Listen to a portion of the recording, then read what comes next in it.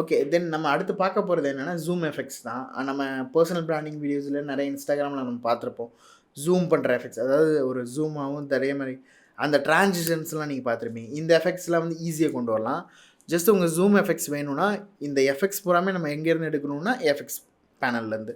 So எஃபெக்ட்ஸ்குள்ள போயிட்டு நமக்கு தேவையான எஃபெக்ட் என்னன்னா, ட்ரான்ஸ்ஃபார்ம்னு சொல்லிட்டு ஒரு ஆப்ஷன் இருக்கும். அந்த ட்ரான்ஸ்ஃபார்ம் எடுத்து நம்ம வீடியோ மேலே நம்ம ப்ளேஸ் பண்ணுறோம். ஏன் நம்ம ட்ரான்ஸ்ஃபார்ம் சூஸ் பண்ணுறோம்? அதுக்கு பதிலாக நம்ம ஸ்கேலிங்கே பண்ணிக்கலாமே, இந்த மாதிரி மேலே மோஷனில் இருக்க ஸ்கேலிங்கே நம்ம பண்ணிக்கலாமே நீங்கள் கேட்கலாம். பட் அந்த ஜூம் எஃபெக்ட்ஸ் அந்த ஜூம் ஆவையில் நமக்கு வந்து ஒரு மோஷன் பிளர் நடக்கும். அதாவது நமக்கு ஒரு ஒரு சப்ஜெக்ட் வந்து நமக்கு மூவ் ஆவையில் நமக்கு கிளியரான ஒரு விசிபிள் கிடைக்காது. அது ஒரு பிளர்ராக தான் தெரியும். ஒரு ஃபாஸ்ட்டாக மூவிங் ஆகிற வண்டியாக இருந்தாலும் அந்த ஒரு டிஸ்டார்க்டான எஃபெக்ட். ஸோ இந்த எஃபெக்ட்ஸ் வந்து நமக்கு ட்ரான்ஸ்ஃபார்மில் தான் கிடைக்கும். நார்மல் ஜூமில் வந்து நமக்கு ஒரு கிராஜுவலான ஜூம் தான் கிடைக்கும். ஸோ இதுக்காண்டி நம்ம இதை எடுத்து ட்ரான்ஸ்ஃபார்ம் எடுத்து வைக்கிறோம். தென் அதே மாதிரி நம்ம மோஷனில் நடக்கிற எல்லாமே இங்கேயும் இருக்கும். ஆனால் ஷட்டர் ஆங்கிள்னு ஒன்று இருக்கும். இந்த ஷட்டர் ஆங்கிள் தான் நமக்கு மெயினே. இப்போ பாருங்கள், இப்போ நான் ஸ்டார்டிங்கில் வந்து நான் வந்து ஒரு பொசிஷனில் ஸ்கேல் வச்சுக்கிறேன். அதாவது அந்த வீடியோவை நான் ஜூம் பண்ணணும். அதாவது இந்த வீடியோ வந்து அதிகம் முன்னாடி வரணும், பின்னாடி போகணும். அதாவது நம்ம ஸ்க்ரீனில் சொல்கிறேன். ஸ்கேல் ஆகணும் அப்படின்னு நினச்சிங்கன்னா அந்த ஸ்கேல் டூல் தான் நம்ம மோஷன்லேயே யூஸ் பண்ணுவோம். அதே மாதிரி இங்கே ட்ரான்ஸ்ஃபார்ம்லேயும் அதே தான் நம்ம யூஸ் பண்ணுறோம். ஸ்கேல் கொடுத்துட்டு நம்ம ஒரு இடத்துல செட் பண்ணிட்டோம். தென் அதே மாதிரி எண்ட் ஆஃப் த இடத்துல ஒரு கீ ஃப்ரேம் வச்சுக்கிறோம். கீ ஃப்ரேம் வச்சுட்டு இந்த வீடியோ வந்து நமக்கு இந்தளவுக்கு ஜூம் ஆகணும் அப்படின்னு நம்ம செட் பண்ணிக்கிறோம். 2 கீ ஃப்ரேம் வச்சு நம்ம செட் பண்ணிக்கிறோம்.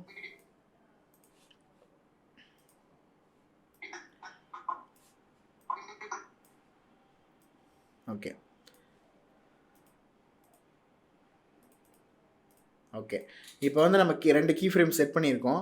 செட் பண்ணதுக்கப்புறம் இந்த இடத்துலேருந்து இந்த இடம் வந்து நமக்கு ஒரு ஜூம் ஆகுது. இந்த ஜூம் பண்ணுற எஃபெக்ட்ஸ் வந்து நமக்கு ரொம்ப ஃபாஸ்ட்டாக தான் நடக்கும். அதாவது ½ ஆஃப் த செகண்ட்ஸ் தான் நமக்கு நடக்கும். டக்குன்னு ஜூம் ஆகும். எப்போவுமே ரொம்ப ஸ்லோவாக ஜூம் ஆகிறதுலாம் வந்து நமக்கு அந்த எஃபெக்ட்ஸ் ஜூம் எஃபெக்ட்ஸில் வராது. ஸோ நமக்கு டக்குன்னு வர்றதுனால ஒரு 1.5 செகண்ட் அந்த 0.5 செகண்ட்ஸ் தான் நம்ம வந்து ஜூம் ஆகிற மாதிரி வச்சுருக்கோம். ஸோ இந்த இடத்துலேருந்து நமக்கு என்ன நடக்குதுன்னா, இந்த இடத்துலேருந்து நம்ம இப்போ ப்ளே பண்ணுறேன் பாருங்கள். இந்த மாதிரி ஒரு ஜூம் எஃபெக்ட்ஸ் கிடைக்கிது. பட் நமக்கு அந்த ஜூம் எஃபெக்டில் நமக்கு நான் சொன்ன மாதிரி ஷட்டர் ஆங்கிள் மெயின். இந்த ஷட்டர் ஆங்கிள் நம்ம வந்து அதிகப்படுத்துறது மூலிமா நீங்கள் அந்த வீடியோ பார்த்தா தெரியும் உங்களுக்கு அந்த இடத்துல ஒரு காஷியன் பிளர், அதாவது மோஷன் பிளர் நடக்கும். இந்த மோஷன் பிளர் தான் நமக்கு மெயினு. பிகாஸ் நமக்கு ஒரு சப்ஜெக்ட் மூவ் ஆகையில் நமக்கு பிளர் ஆகும்ல, அந்த எஃபெக்ட்ஸ் நம்ம வரையில் தான் ஒரு ஜூம் எஃபெக்ட்ஸ் வரும். ஸோ இந்த ஷட்டர் ஆங்கிள் வந்து ஃபுல்லாக வச்சுக்கங்க. ஃபுல்லாக வச்சுட்டு இப்போ அந்த வீடியோ நீங்கள் ப்ளே பண்ணி பார்த்தீங்கன்னா அந்த இடத்துல உங்களுக்கு அந்த ஜூம் எஃபெக்ட்ஸ் நடந்திருக்கும்.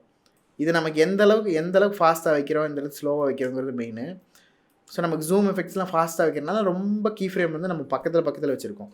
இந்த கீ ஃப்ரேமை நம்ம நவுத்துறது மூலிமா நம்மளோட அந்த டியூரேஷன் நம்ம இது பண்ணிக்க முடியும். ஃபார் எக்ஸாம்பிள், ஓகே, இப்போ நம்ம கீ ஃப்ரேம் வந்து 2 அங்கே ஆட் ஆகிருக்கான்னு நமக்கு தெரில. அதனால் நம்ம கீழே வச்சு இது ஜூம் பண்ணிக்கிறோம்.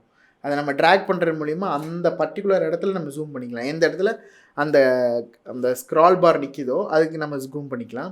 ஸோ ஜூம் பண்ணதுக்கப்புறம் நமக்கு அந்த கீ ஃப்ரேம் வந்து 2 இடத்துல இருக்குது. ஸ்டார்டிங்கில் வச்சுட்டு கொஞ்சம் ஒரு 1.5 செகண்ட்ஸில் வச்சிங்கன்னா ஜாஸ்தியாகும். நம்ம எந்த அளவுக்கு கீ ஃப்ரேம் தள்ளி போகுதோ அந்த இடத்துக்கும் அந்த அளவுக்கு செகண்ட்ஸும் தள்ளி போகும். ஸோ நம்மளோட கீ ஃப்ரேம் வந்து எந்த அளவுக்கு நம்ம சின்னதாக வைக்கிறோமோ அந்த இடத்துல சீக்கிரம் நடந்துடும். ஒரு பாயிண்ட்லேருந்து ஒரு பாயிண்ட்டுக்கு நமக்கு ஒரு மூமெண்ட் கொடுக்குறோம். நம்ம என்ன ஒரு சேஞ்சஸ் நம்ம பண்ணணும்னு நினைக்கிறோமோ அது நமக்கு ஃபாஸ்ட்டாக நடக்குமோ ஸ்லோவாக நடக்கணுமாங்கிறது வந்து நம்மளோட கீ ஃப்ரேமோட லென்த்து பொறுத்து தான். ஸோ உங்களுக்கு எந்த இடத்துலேருந்து எந்த இடம் நடக்கணும், அதாவது 0.5 செகண்டில் நடக்கணும் அப்படின்னு நினச்சிங்கன்னா அந்த கீ ஃப்ரேம் வந்து கொஞ்சம் சின்னதாக வச்சுக்கோங்க. இன்னும் இந்த ஜூம் எஃபெக்ட்ஸில் வந்து நமக்கு இன்னும் ஃபுல்ஃபில் ஆகலை. பிகாஸ் இந்த ஜூம் எஃபெக்ட்ஸில் வந்து நம்ம வெறும் எஃபெக்ட்ஸ் மட்டும் தான் வச்சுருக்கோம், நாட் அந்த சவுண்டு வைக்கல. இந்த ஜூம் எஃபெக்ட்ஸோடு நம்ம சவுண்டு வச்சா எப்படி இருக்குன்னு நீங்களே பாருங்கள்.